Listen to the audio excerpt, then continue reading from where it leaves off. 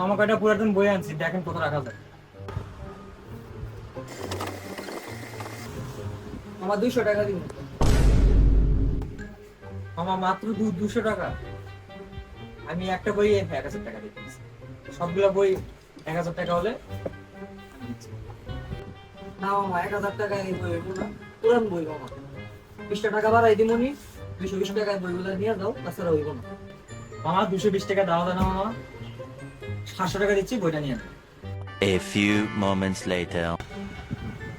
না মামা 300 টাকা লাস্ট দাম, হইলে নেও, নইলে অন্য দোকান দেবে। আচ্ছা মামা, আপনি যদি পারবেন না তবে দিচ্ছি। মামা ফান্ডামেন্টাল অফ ইলেকট্রিক সার্কিট পুরাতন বই হবে। বলো মামা। কত দাম মামা? 700। হ্যাঁ? আচ্ছা মামা। কি মামা, এটা কি হলো? This is business.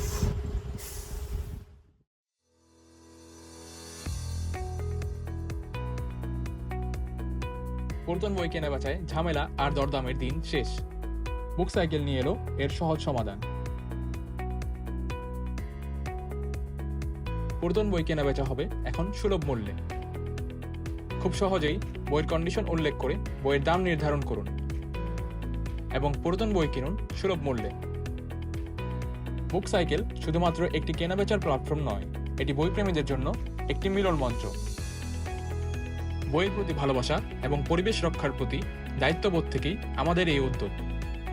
Book cycle, where book find their new homes and you find the best deal.